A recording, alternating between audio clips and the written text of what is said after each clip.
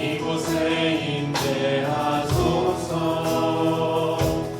주님을 기다립니다.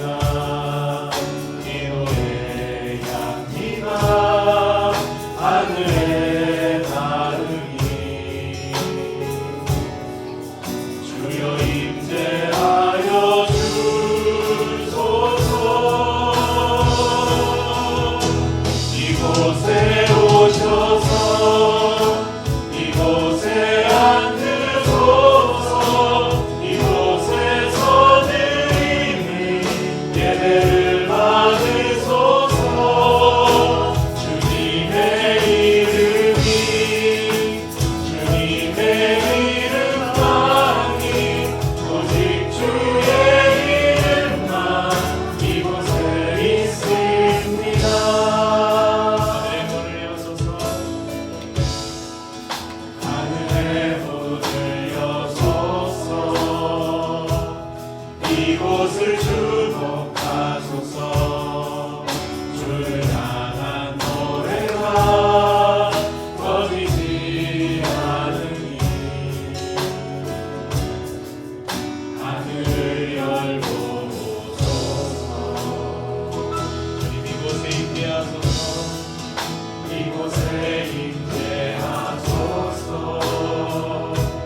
주님을 기다립니다. 기도의 향기가 하늘에 닿으니 주여 임재하여 주소서.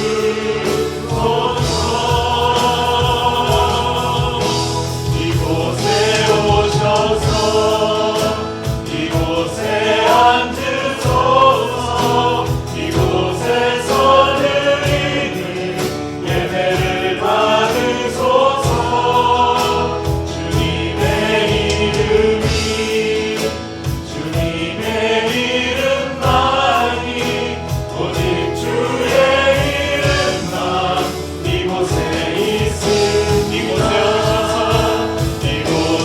오셔서 주님 이곳에 왕으로 앉으소서.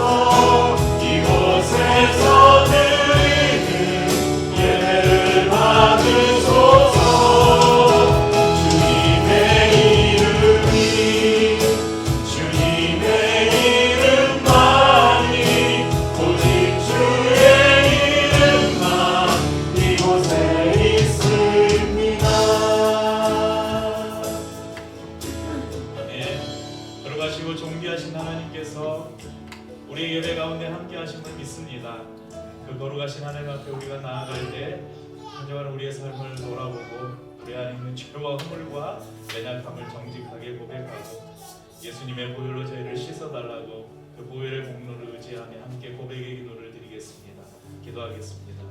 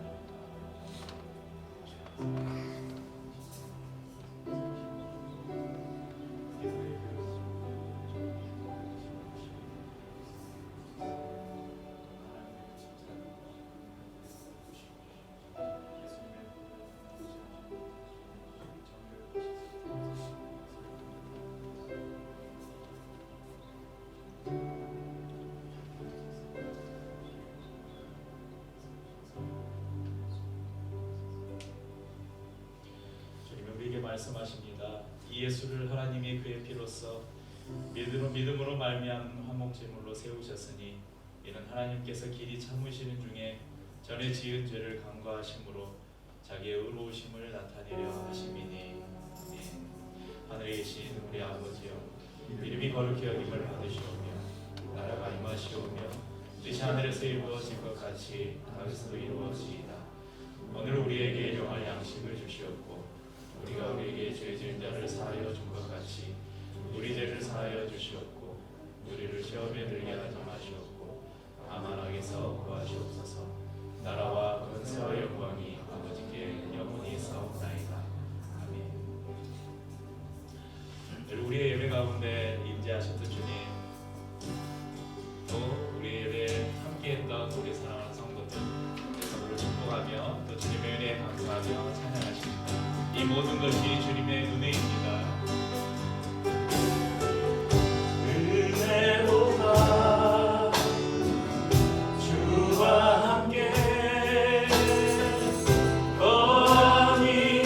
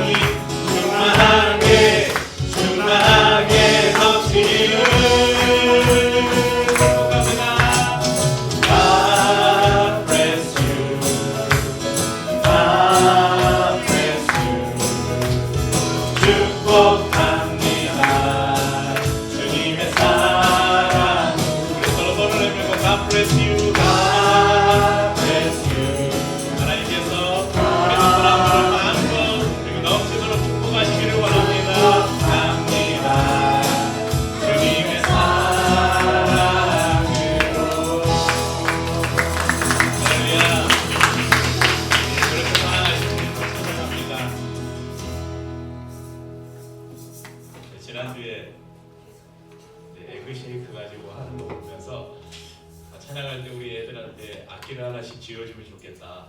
애들이 가사를 봐도 가사도 모르고 찬양도 모르고 애들이 같이 찬양할 수 있는 방법이 뭐가 있을까? 그래서 아이들 캐스터네츠, 트라이앵글 이런 거 몇 개 사놔야 되겠다 생각을 했는데 우리 목사님께서 그거 어린이집에 많이 있다.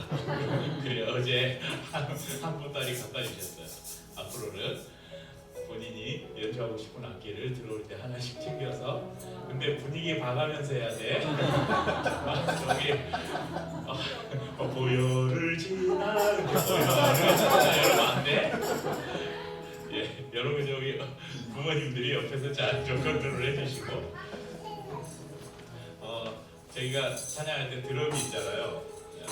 리듬을 잡아주는 악기가 있기 때문에 아이들이 어려서부터 이렇게 흔들면서 하면 박자감이 아주 좋아집니다. 음악 교육이 아주 좋은 영향이 있으니까 열심히 시키십시오. 마지막 찬양 다시 나누겠습니다. 어른의 우리 빛으로 회복한 인생으로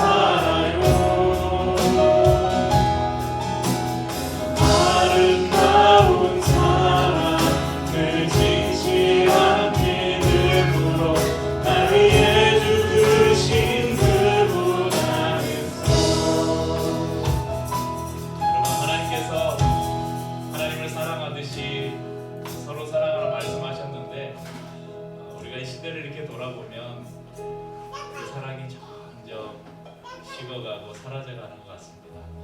사람들은 어떻게 하면 다른 사람을 누르고 내가 조금 더 높아질까? 다른 사람들 것을 내가 조금 더 빼앗아서 내가 조금 더 가질 수 있을까? 그런 것들을 늘 고민하고 연구하고 쫓아가는 그런 시대에 우리가 살고 있는 것 같습니다.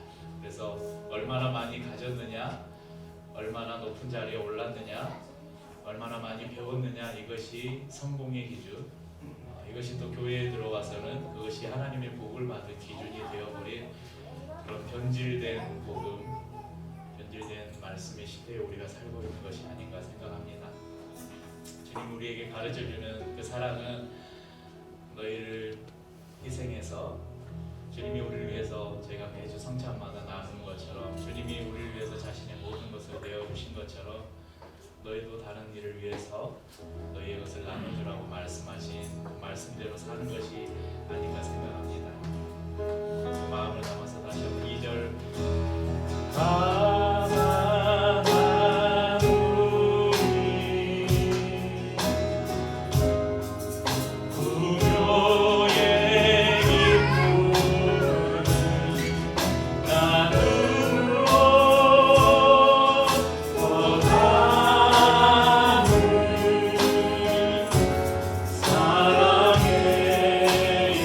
열매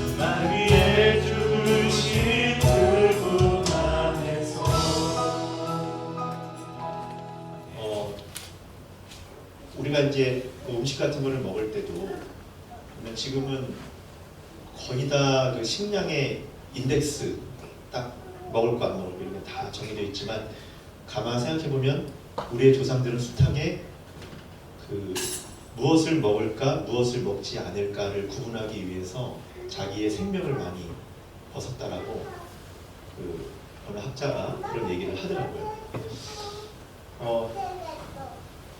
인류가 그렇게 축적된 역사 속에서 우리가 밥 한 끼를 안전하게 먹는 것도 아 이거 야채는 안전하게 먹어야 되는구나 요거는 먹지 말아야 되는구나를 구분하는 것도 누군가에게는 집 나가서 맛보고 죽으면 아 요거 먹지 말아야 되는구나 이렇게 생각했던 시절이 있었던 것처럼 우리가 이렇게 축적된 역사를 이해하는 것은 지금을 이해하는 데 있어서 굉장히 중요한 문제인 것 같아요. 마찬가지로 많은 사람들은 역사는 그렇게 이해하지만 사랑은 그런 게 아니라고 생각해요. 사랑은 그냥 직관적이고 감성적이고 순간적이고 그런 거라고 생각하는 경향이 있는 것 같아요. 그래서 하나님의 사랑도 늘 하나님의 사랑하면 십자가에서 나타난 그 하나님 얼마나 아팠을까 이제 그렇게 많이 보시는 것 같습니다. 그런데 우리가 성숙해진다라고 하는 거는 정면을 보는 게 아니라 그 뒷모습을 느끼기 시작하는 거잖아요. 저도 한 10년 전만 해도 저희 부모님도 건강하시고 그렇게 부모님은 생각을 많이 못했던 것 같아요. 근데 요즘은 자꾸 매일 생각하는 것 같아요. 여러 방면에서 일단 70이 이제 거의 중후반부를 하셨고 몸이 또 너무 안 좋으시고 거의 막 돌아가실 뻔하다가 살아나시고 거의 십자가로 갔다가 부활하시는 이런 경험을 왔다 갔다 하시면서 제가 마음이 막 전화가 오면 덜컹덜컹거리고 그런 느낌들이 이제 막 있어요. 괜찮습니다. 네.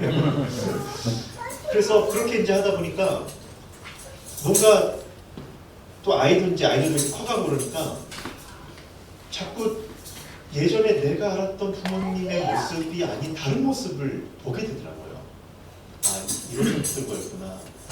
이러셨겠구나. 이래서 그때 속상해 하셨겠구나. 그런 게 그렇게 좀 마음으로 깊이 와닿는다 할까요? 사실 세월이 지나도 부모님은 늘 자녀 걱정을 많이 하잖아요. 저희 이번 설날 때 집에 내려갔는데 뭐 우리가 이런저런 얘기 하다가 이제 뭐 이렇게 카드를 막아야 되는데 또 이렇게 자주 들어가 이렇게 새빵살이 하는 것도 아니고 뭐 이제 이런 비슷한 얘기를 했는데 갑자기 뜬금없이 어머니가 지난주에 전화가 왔어요. 너 혹시 카드는 막았냐? 이렇게 하시는 거예요. 무슨 소리예요? 아니 네가 그때 와서 얼핏 그런 얘기를 한 것 같아가지고 무슨 말씀이세요? 다 했죠. 해결했죠. 이렇게 하니까 혹시라도 못 막으면 현금 서비스 받지 말고 꼭 전화를 해라 나한테 이러시는 거예요. 그래서 내가 나이가 50이 다 되도록 우리 어머니한테 야, 돈 없으면 용돈 준다 이렇게 하는 것처럼 어머니가 그런 걱정을 저에 대해서 하고 있구나. 근데 가만 생각해 보니까 돌아가실 때까지 그러실 것 같아요. 자녀에 대해서는. 그리고 그게 이해가 돼요. 저 또한 우리 아이들이 커갈수록 과연 나도 그런 마음이지 않을까. 자꾸만 이렇게 예전에는 그냥 겉에 이 정면에 얼굴이 있었다면 어느 순간 그 뒷모습이 이렇게 많이 보이거든요. 그런 것처럼 사랑을 이해할 때 그 뒷모습에 대한 깊이가 없으면 우리의 사랑은 굉장히 단편적이고 감성적인 차원에서만 머물 것 같아요. 근데 우리가 좀 다른 모습들을 볼 수 있는 사랑이라면 조금 더 깊은 사랑이지 않을까 싶습니다. 근데 오늘 성경에서 말하는 말씀 중에 제가 오늘 두 가지를 말씀드리려고 하는데 첫 번째는 하나님의 사랑은 먼저 이렇게 손 내미는 사랑이래요. 근데 여러분 먼저 이렇게 손 내미는 게 굉장히 쉽습니까? 어렵습니까? 특히 내가 원래 좋아하는 사람한테는 누가 뭐라고 하지 않아도 원래 손을 막 내밀어요. 근데 뭔가 내가 자존심 같은 게 걸려있는 문제라든지 혹은 뭔가 맞지 않는 경우는 그러기가 참 어렵습니다. 제가 예전에 우리 교회에 이제 예전에 있을 때 어떤 집사님이 시험에 드신 거예요. 관계에 있어서. 근데 뭐 다 있을 수 있잖아요. 갈등이라는 교회에. 근데 교회를 잘 나오셨는데 한 줄을 딱 안 나오셨는데 저도 이제 목사로서 뭔가 직감이라는 게 있거든요. 그냥 안 나오신 건지 뭔가 지금 문제가 있어 안 나온 거지. 딱 느낌이 오는데 아무 말씀이 없으셔 안 나오는데 그냥 느낌이 좀 쎄한 거예요. 그래서 저녁에 이제 전화를 드렸더니 처음에 이제 말을 돌리시다가 이렇게 딱 얘기를 하시는데 보니까 누군가에 대해서 어떤 상처를 받으시고 당분간 교회를 안 나가겠다는 결심을 하신 거예요. 심지어 더 깊어지면 교회 떠날 것 같아요. 근데 뭐 그런 문제가 뭐 엄청 심한 게 아니에요. 정말 제가 볼 때는 사소한 건데, 근데 그 시험에 들게 하신 분이 한 두세 주 안 나오니까 눈치를 챈 거예요. 아, 저게 나 때문인 것 같다. 그래서 이분이 이제 마음에 뭔가 좀 그 신듦이 본인이 찾아온 거죠. 나 때문에 교회 안 나와서 교회 떠나면 내가 어떻게, 막 이런 마음이 있었나 봐요. 근데 이분이 이제 그때부터 안 나오시면 계속 전화를 하신 거예요. 예, 쉽지 않겠죠. 근데 이제 그분이 몇 주 하니까 제가 볼 때는 저도 하고 이분도 하는데, 그분하고 원래 이렇게 좀 친했던 집사님이 계셨어요. 그래서 집사님, 이제는 집사님이 좀 전화도 좀 한번 해주시면 어떨까요? 라고 부탁했더니 그분이 하는 말이, 목사님, 옛날에는 제가 이렇게 말을 잘 들었어요. 이렇게 하라고 하고 이렇게 힘들어도 전화해야겠다고 했는데 이제 제 나이도 거의 70이 다 됐고 저도 제가 하고 싶을 때 하고 싶어요. 이러시는 거예요. 권사님이신데. 근데 제가 뭐 할 말이 없더라고요. 70 먹으신 분이 하고 싶은데 하겠다는데 권사님 막 이럴 수는 없잖아요. 그래서 알겠습니다 했어요. 그리고 또 어떤 면은 본인이 너무 믿음 같지 않게 자기가 행동한 게 많아서 이제는 자기 마음에 합할 때만 하고 싶다는데 그걸 가지고 제가 뭐라고 하기가 어렵더라고요. 근데 집에 돌아왔는데 아이들하고 이제 이렇게 있는데 그 생각이 드는 거예요. 다음날 뭐 때문에 애가 일찍 나간다는데 엄마 뭐 다음날 일찍 일어나야 돼. 근데 제 아내가 그때 몸이 좀 안 좋았어요. 근데 힘없는 목소리로 알았어 그렇게 하더라고요. 근데 갑자기 그 생각이 드는 거예요. 왜 엄마는 자기가 아픈데 아이들 아침에 밥을 해주지? 그 생각이 드는 거예요. 먼저 손을 내밀 수 있는 정도의 관계는 그런 정도의 관계일 때 가능한 것 같아요. 내가 어떤 문제에 있어서 내 자존심이 요만큼 걸려 있으면 그 자존심을 이렇게 넘어가는 게 진짜 힘들거든요. 그러니까 여기에 한번 스위치가 나는 엄마고 너는 딸이야 라고 하는 스위치가 여기 한번 꽉 눌러졌기 때문에 우리가 한번 스위치가 이 뇌에 한번 딱 눌러지면 그 다음부터는 이 관계 설정이 되잖아요. 근데 이 관계 설정이 정확히 안 돼 있으면 이 사람이 시험에 걸리건 뭐에건 간에 내가 더 소중하기 때문에 그걸 넘어가기 어려운 것 같아요. 근데 만약에 이 관계를 좀 다른 관계로 인식하면 어떨까라는 생각이 들어요. 좀 다른 관계로 인식하면 이 관계에서 내가 손 내미는 게 조금 더 나아질 수 있을까? 나아지지 않지 않을까? 이런 생각을 해봅니다. 이제 오늘 그런 얘기를 좀 해보고 싶은데요. 우리가 탕자의 비유를 보면 누가복음 15장에 나오는 거기 보면 먼저 손을 내미는 대표적인 모습으로 아버지가 나오죠.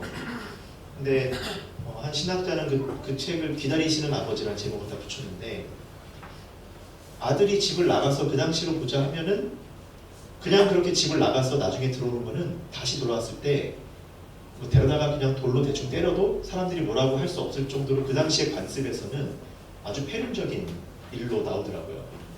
그러니까 재산을 가지고 집을 그냥 중간에 나가버렸잖아요, 아들이. 근데 아버지가 돌아왔을 때 보면 왜 아버지는 그 아들을 그냥 받아줬을까? 왜 아버지는 그 아들을 딴 사람들은 다 손가락질하고 탕자라고 하고 그러는데 그 아버지는 왜 그 아들을 그냥 받아준 걸까? 라고 생각하면 그 아버지는 그 아들을 아들로 보았기 때문에 그렇습니다. 남들은 거기에 대해서 다른 걸 많이 갖다 붙여요. 어떤 탕자라고 우리가 붙이기도 하고 폐륜이라고 붙일 수도 있고 돈만 하는 인간이다라고 붙일 수도 있고 다른 많은 닉네임을 붙겠지만 아버지는 거기서 한 가지만 보는 거예요. 아들이 들어왔다. 아들이 들어왔다라는 그 강력한 사실 하나가 아버지의 뇌 속에 박히는 순간 다른 것에 대한 것은 전부 다 상대화되고 부차적이게 되는 거예요. 그러니까 우리가 주된 어떤 것을 우리가 뭘 붙들고 뭘 버리냐는 모든 인간 관계에 있어서도 너무 중요한 문제인 것 같아요. 마치 십자가에 하나님이 보여주신 그 사랑을 부성적 기다림의 형태로 아들을 안아주는 형태로 그렇게 그림 언어로 표현해 주신 것 같습니다. 그런데 우리가 그렇게 가려면 마음속에 두려움 같은 것을 극복해야 되는 순간이 있는 것 같아요. 예를 들면 갈라디아서 2장 같은 경우에 안디옥이라는 지역에서 이방인 있는 지역에서 베드로와 바나바가 같이 식사를 하다가 자기네 원래 있었던 예루살렘에 기둥 같은 사도들이 온다고 했을 때 그 자리를 베드로가 뜨잖아요. 바나바가 그걸 보고 같이 뜨잖아요. 왜냐하면 그 안디옥에서 왔던 대표적인 수장이 예수님의 친동생 야고보거든요. 예수님의 친동생이니까 그 당시에 교회에서는 어떤 존재겠어요? 지금으로 보면은 약간 뭐 교회 내에 뭐 총회장, 감리교로 말하면 뭐 감독 뭐 이런 수준인 거죠. 그리고 누가 건드리겠어요? 예수님의 동생인데. 그러니까 아무도 그거에 대해서 뭐라고 할 수 없는데 그분의 생각이 이방인들과 같이 식탁 교제하는 걸 굉장히 싫어했던 것 같아요.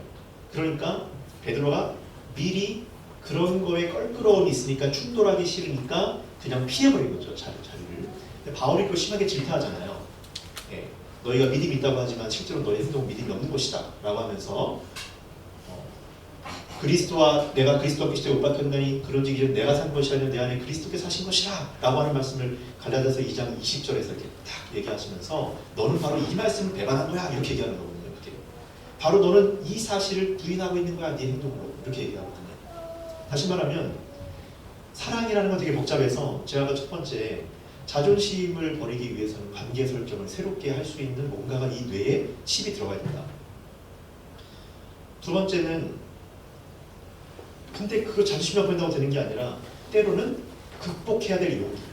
특별히 인간관계에서 3명이 있는데 한 명이 거기서 강자가 되면 이 2명이 사이에서 이 강자가 누군가를 싫어하면 이 사람도 싫어하지 않으면 버티기가 어렵잖아요. 그런 게 제가 애들을 딸만 3 키우다 보니까 이렇게 갈등 들어보면 그런 갈등이 되게 많아요. 학교에서도 이렇게 센 누가 있고 그 밑에 또 있는데 얘가 얘랑 관계가 틀어지면 나도 얘를 버려야 되는 그런 어떤 지점이 애들 사이에 되게 많더라고요. 그거 안 하면 도리어 이제 나에게 후폭풍이 올라오고 거기서 이제 용기를 이제 가지고 가야 되는데 이렇게 사랑을 보존하고 성숙한 사랑을 간다라고 하는 건 한쪽의 자존심을 한쪽의 두려움을 내려놓는 새로운 마음가짐과 관계가 우리 안에 필요한 부분이 있습니다. 그런데 하나님께서 오늘 말씀에 우리를 사랑하시는 기준, 우리를 사랑하시는 것으로 우리를 얼마나 사랑하시는지라고 하는 부분에 있어서 예수님을 거기에다가 이렇게 두셨다라고 말씀해요. 그러니까 보네파 같은 분은 그렇게 얘기하는데 우리가 사람을 볼 때 반드시 해야 될 것이 하나 있대요. 그럼 마치 어떤 거를 볼 때 우리가 이렇게 안경을 이렇게 쓰고 있듯이 항상 그리스도를 통해서 봐야 된다 이 얘기를 하거든요. 그것이 이제 공동체에 대한 얘기에서 되게 강조하는 건데 그리스도를 통해서 봐요. 여러분 그리스도를 통해서 본다라는 거는 우리에게만 요구된 게 아니라 누가 처음에 시작한 거죠? 이 시초가 누구예요? 이 뿌리가. 그리스도를 통하여 지금 우리를 보시고 있는 분이 누구시죠? 네, 하나님. 우리의 죄와 허물과 이런 것들을 내가 직방 너를 보고 바로 심판대에 세우지 않고 내가 독생한 그 아들을 통하여 너희들을 보겠다라고 작정하신 분이 누구예요? 아버지잖아요. 그렇기 때문에 우리를 사랑하시는 것에는 하나님도 하나님의 관계 설정을 우리에게 새롭게 하신 거예요. 그렇게 볼 수 있는 안정장치를 하나님 스스로가 강력한 안정장치를 가지고 있는데 그 장치가 뭐냐면 아들의 죽음이라는 거예요. 거기까지 하나님이 우리를 품어줄 정도로 그 사실을 붙들고 있다라고 우리가 볼 수 있습니다. 이렇게 어디까지 내어주시는 거냐? 바로 가장 소중한 아들을 내어주는 데까지 하나님께서 사랑하신다라고 하고 있습니다. 예수님이 사람들하고 논쟁할 때 사람들이 내가 하나님을 봤다 그러면 예수님 그러게 하시면 사람들이 하나님이 어디 있냐? 무슨 말이냐? 무슨 그런 신성 모독적인 발언이냐라고 하면 나를 본 자는 곧 아버지를 본 자니라. 이런 얘기하시죠. 요한복음에서 나를 본 자는 아버지를 본 자니라. 하나님을 본 사람이 없지만 하나님의 실체에 가장 가까이 있는 자는 예수님은 더 나아가서 뭐래요? 하나님의 사랑을 가장 잘 알고 있는 자.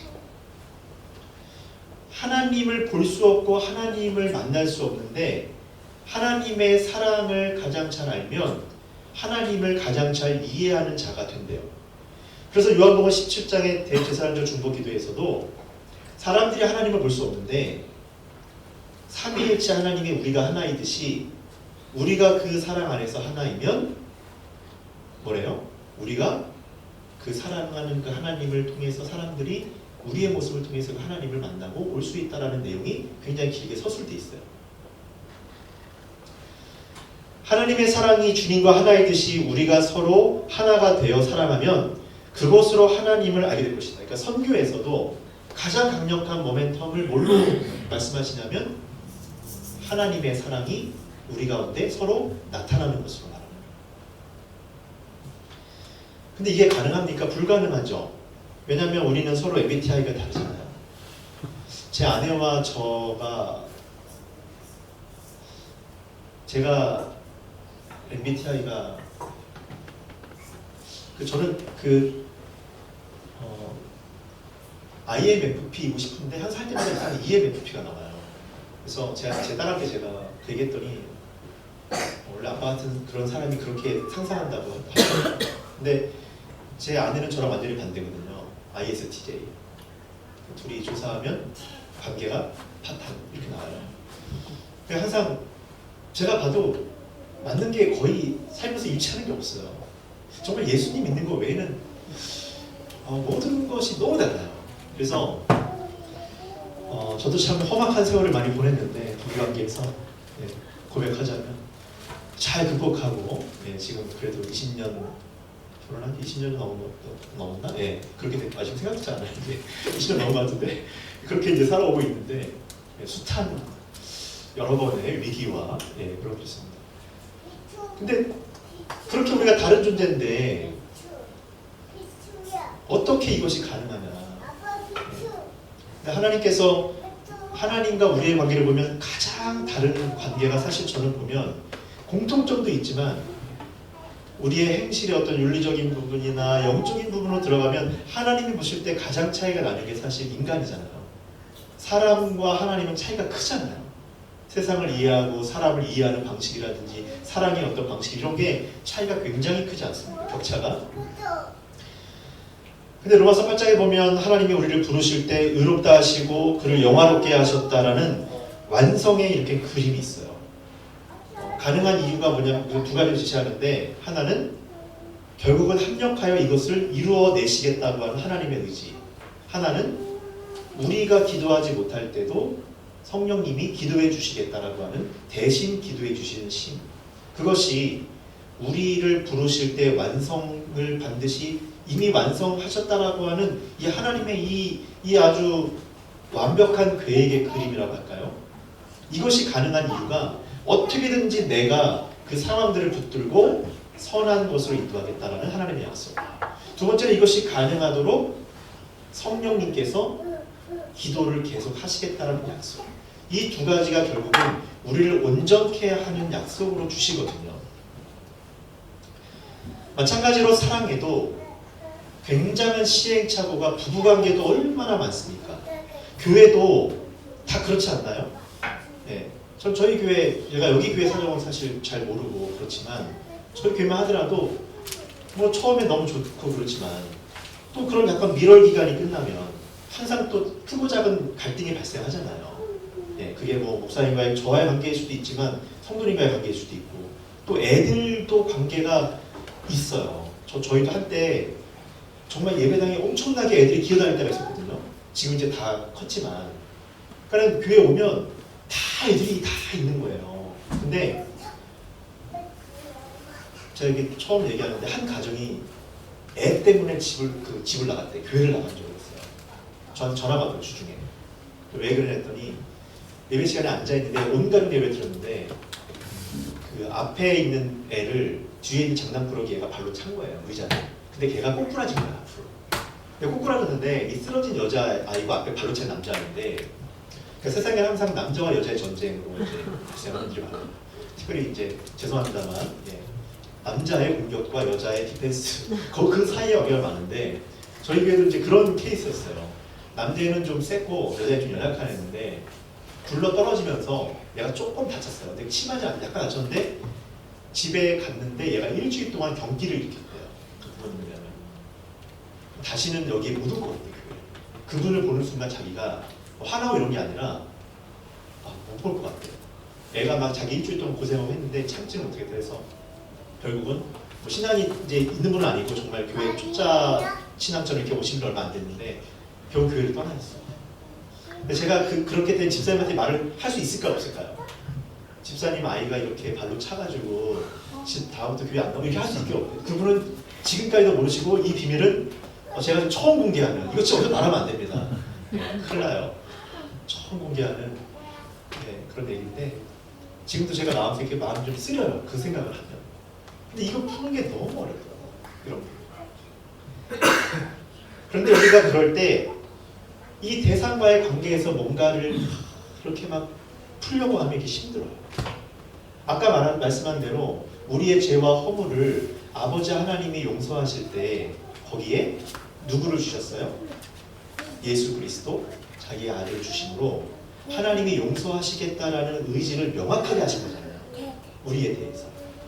그런 것처럼 이 사랑이 어디까지 우리가 가야 되느냐라고 하는 문제를 생각하다 보면 그 또한 우리의 생각과 우리의 선한 도덕심 같은 것으로는 한계가 있다는 거예요. 또 아이들이 크잖아요. 그러면 같은 학교에 같은 반이 될 수도 있잖아요. 그러면 또 거기서 미묘한 갈등이 생기면 부모들이 또 신경 써야 되는 상황이 됐어요. 그런 게 되게 있거든요. 계속. 그렇기 때문에 우리가 그냥 우리의 선한 마음, 나는 뭐 괜찮아, 뭐 이런 마음으로는 되지 않고 우리도 하나님이 우리에 대해서 가지신 생각의 깊이를 가지고 가야 되는 것이 너무 중요한 겁니다.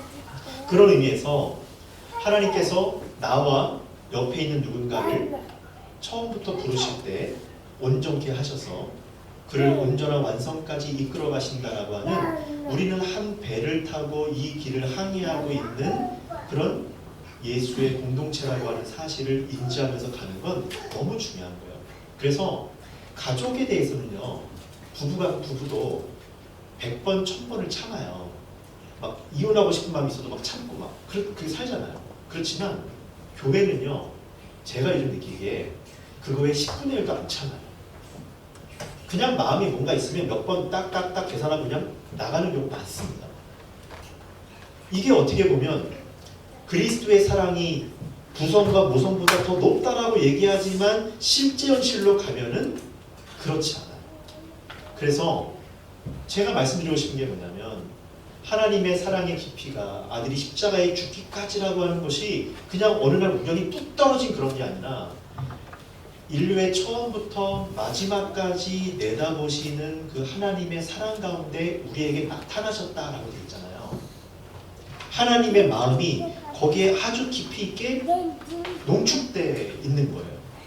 그래서 하나님의 사랑을 단순히 십자가에서 얼마나 아팠을까 그것만 아니라 하나님이 처음부터 마지막까지 우리를 자신의 형상으로 만드시기 위해서 어떠한 오래 참음과 섬김과 사랑으로 이끌어 오셨는지에 대한 그 하나님의 역사적인 이해가 우리가 교회를 이해하거나 우리 자신을 이해하거나 상대를 이해할 때 너무 중요한 넓은 시각이라는 거예요. 그러한 사랑의 의미로 이제 십자가를 볼 때 조금 더 깊이 있는 뒷모습을 우리가 볼 필요가 있다라고 생각합니다. 교회는 한마디로 얘기하면 사실은 사랑을 받고 사랑에 도전하는 공동체가 아닌가 저는 생각해요. 여기 우리 기류의 교회도 기류의 교회랑 바람길 카페를 제가 생각해봤어요. 이름을. 근데 왠지 느낌이 둘 다 되게 노마드적 감성이 있더라고요. 정착하는 게 아니라 이렇게 그 생각하고 지신 건가요? 목사님? 맞죠? 뭔가 교회는 맞고 예 카페는 아니에요? 바람이 네. 부는 바람이 아니라 아 그랬구나. 영어로 해라 제가 얘기했는데 그러고요. 교회는 맞고요. 제가 다는 맞췄네요. 네. 그러니까 이 베드로의 얘기도 그 얘기가 있잖아요. 베드로의 그 베드로서에도 노마드적 삶에 대한 근데 그 한마디가 앞에 붙거든요. 순례자긴 순례자인데 앞에 영광의 순례자. 그래서 그때 베드로가 말하는 성령의 이름도 영광의 영이라는 닉네임을 붙여요. 베드로가 자기가 고난받을 때 고난받을 때 자기가 어둠만큼만 이러고 있는데 지금 영광의 영이 나와 함께 하신다. 도대체 이런 고백이 어떻게 나오는 거죠? 베드로가 그때의 순간이 마지막으로 생각하는 게 아니라 하나님의 처음과 끝 속에서 자신의 지금 순간을 판단하고 있다는 증거가 성령님을 그 순간의 영광의 영이라고 부를 수 있는 것 같아요. 영광스럽지 않잖아요. 내가 좀 맡고 있는데 내가 당하고 있는 상처를 입고 있는데 근데 왜 영광의 영이 그 자리에 함께 하시다고 믿고 있을까? 성령이 처음부터 끝까지 자신을 돌아보고 있다는 것을 믿었기 때문에 그가 바로 영광의 영이라고 그렇게 말합니다. 그리스도께서 우리에게 먼저 손내미시고 손내미시되 아들의 죽기까지 내어주시는 이 과정들을 우리가 지금까지도 계속 생각해 오셨겠지만 이제 앞으로 또 다시 이제 9주년, 10주년 계속 될수록 우리 교회에 아주 깊은 기초로 이 사랑에 도전하는 교회가 되었으면 좋겠습니다. 제가 지난번에 집에 가서 이제 주일날 가는데 저희 어머니가 일찍 나가시는 거예요. 그래서 제가 이제 뭐 장난으로 이제 아이고 이렇게 조원사님 이렇게 아침부터 일찍 나가셔서 이렇게 했는데 내가 요즘에 이렇게 누굴 챙겨야 될 사람이 있어 이러시는 거예요. 근데 어머니가 뼈가 최근에 3개가 부러져가지고 그때도 막 차고 다니시고 사실 걸어다니는 것도 쉽지가 않아요 지금. 이게 골다공증이 너무 심해가지고 잠깐 앉았는데 뼈가 또 나간 거예요. 한동안 거의 누워 계시고 하셨는데 아니 엄마도 지금 이렇게 몸이 안 좋은데 누굴 챙긴다고 또 이렇게 나가셔 그랬더니 내가 꼭 그렇게 사람이 있어 막 이러시는 거예요. 얘기 들어봤더니 동네 어느 식당에 갔는데 그 식당의 사장님이 이 식당에 자주 가니까 알잖아요. 예수 믿는 걸 좀 알잖아요. 그러니까 저기 그 교회 다니시죠? 라고 하면서 제가 여기 식당에 오는 사람 중에 꼭 교회에 모시고 싶은 분이 있는데 그분이 집이 제가 다니는 교회는 너무 먼데 여기 지금 아주머니가 가까우게 다니는 것 같아가지고 혹시 이분한테 좀 연락을 해서 당신네 교회에 좀 데려갈 수 있냐고 부탁을 한 거예요. 그 식당 아주머니 사장님도 대단하시죠. 자기 올 때는 손님인데 그분이 교회 다니겠다고 말한 것도 아닌데 그분이 알고 보니까 되게 어려움이 많아서 이렇게 자살 시도도 여러 번 하시고 아내랑 이제 알고 중독 걸리기 좀 되셨나 봐요. 그런 것 때문에 결국은 아들하고 이제 그 아내하고 다 집 나가고 혼자 사시는데 계속 나쁜 생각을 많이 먹으셨나 봐요. 인생에 그 빚둔지 뭐 꿀 양봉 같은 거 하셨는데 빚이 너무 많아가지고 그것도 수입이 너무 없고 최저 시급 받으면서 최저 이제 급여 받으면서 이렇게 막 뭐 일하시고 이렇게 하시는데 그래서 어머니 연락을 했는데 처음에는 이제 뭐 이렇게 오라고만 자꾸 연락하니까 이렇게 한두 번 오셨는데 근데 최근에 얘기 들어보니까 항상 이제 갈 때마다 음식을 먼저 하면은 남은 음식이라고 그럴까봐 미리 먼저 그분의 음식을 따로 이렇게 뽑아가지고 했다가 드리고 그리고 또 이제 저희 아버지가 일하시는 게 있는데 거기서 이번에 또 크게 설날 때라고 큰 한 2천만 원 정도에 그걸 우리가 주문했나 봐요. 양봉. 그러니까 그분이 또 거의 도움을 받고 그리고 어머니가 계속 전화드리고 그러니까 이분이 어머니가 그러세요. 야 그렇게 한 반년 했더니 그분 얼굴이 약 환해졌다 이러시는 거예요. 그렇게 모르겠어요. 그게 2천만 원 때문에 환해진 건지 모르겠습니다. 근데 어쨌든 다각적으로 얼굴이 표정이 바뀌더라는 거예요.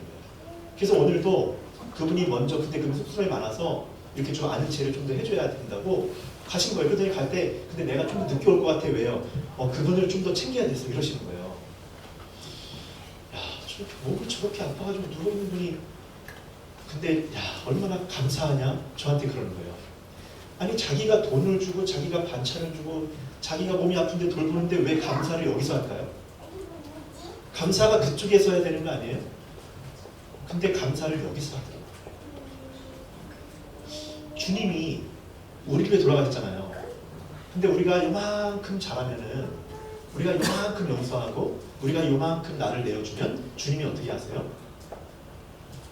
탕자가 돌아오듯이 마치 아들이 잘못한 게 아니라 본인이 마치 뭔가 핸디캡이 있어서 아들을 기다린 것처럼 뛰쳐나가가지고 그렇게 아들을 껴안듯이 그렇게 창세 전부터 지금까지 인류 역사 속에 믿는 자를 통해서 하나님께서 보여주신 사랑이라는 것은 그런 사랑입니다. 하나님이 우리를 향해서 감사해야 될 게 아니라 우리가 전적으로 감사해야 되지만 하나님은 우리가 그런 거를 아이고 돌아와서 감사하다 라고 하는 것처럼 아이고 돌아와서 내가 얼마나 좋은지 모르겠다 라고 하는 것처럼 오히려 하나님이 그렇게 우리에게 해주시는 그런 것이 하나님의 깊은 사랑이 아닌가 싶습니다. 내가 많은 게 오히려 세상은 없는 사람이 있는 사람 앞에서 굽실거리고 도움을 청하고 손 내밀고 이렇게 하죠. 근데 하나님과 우리 관계는 누가 먼저 손을 내밀었어요? 하나님. 그것도 한 번이 아니에요. 우리 인생에 계속. 아마 기류의 교회도 8년 동안 오면서 계속 손 내미셨을 거예요. 그래서 사실 그 손 내림 때문에 지금까지 온 게 아닐까 싶어요. 저도 그렇게 왔으니까요. 제가 요즘에 학원이 이제 애들이 한 10년 전에 한 7반, 8반이었는데 초등학교가 지금 올해 입학생이 2반이더라고요. 와, 10년 사이에 이렇게 줄었나 싶을 정도로 제가 학원을 운영한 지가 13년 됐는데 더 애들이 늘진 않고 계속 줄기만 해요. 특별히 코로나 이후에 절반이 줄었어요. 근데 절반이 줄었으니까 굉장히 타격이 크잖아요. 그래서 제가 이제 한 3년 동안 고민이 많이 되더라고요. 내가 영어를 언제까지 가르칠 수 있을까? 한 50대 중반, 우리 교회에 있는 애들이 공부를 이제 하니까 쟤네가 한 어느 정도까지만 내가 해야겠다 이런 생각도 하는데 그럼 그 나머지 시간에 제가 뭘 해야 될까 이제 막 고민하다가 제가 한 수십 년 동안 좋아했던 게 있거든요. 순수하게 좋아했던 거, 축구거든요. 그래서 요즘에 축구에 관련된 일을 이제 새로 시작했어요. 유니폼 같은 거를 이렇게 해서 팔고 이러는데 뭐 관심 있는 분 연락 주시면 됩니다. 근데 하다가 최근에 이제 그 주로 고객이 10대, 20대예요. 그러니까 이제 어떤 친구랑 최근에 리버풀에 대해서 간 얘기하다가 리버풀에 찐팬들이 많거든요. 그래서 이제 막 얘기하다가 갑자기 그 친구가 그러는 거예요. 한참 이제 채팅으로 막 하는데 근데 사장님, 저는 요즘에 제일 많이 듣는 게 사장님인데 사장님 저 인생 포기했어요. 그러는 거예요. 갑자기 뜬금없이 그게 무슨 말이에요? 그랬더니 고등학교 2학년 때 집안에 그냥 말같지 않은 일이나 그래가지고 그냥 인생 포기하고 공부도 중학교 때까지 좀 했는데 지금은 공부도 다 포기했대요. 근데 갑자기 제가 마음이 좀 이렇게 짠한 거예요. 그 말이. 아니 고등학교 2학년이 인생을 포기해 공부를 포기해 그냥 지금은 그냥 아무것도 안 하는데 갑자기 10만 원짜리 옷을 사러 저한테 온 거예요. 이 열정은 뭐지? 그러니까 다 포기했는데 유일하게 포기하지 않은 게 축구 유니폼을 동무가 사는 거예요. 그래서 제가 이제 팍 깎아줬어요. 가격을. 거의 원가도 안 되는 가격을 제가 한 몇만 원, 1, 2만 원 더 내야 되는 건데 그냥 깎아주면서 내가 혹시 공부를 내가 인생을 포기했다는 것까지 내가 어떻게 좀 쉽지 않은데 공부를 포기하는 거는 좀 너무 아쉽다.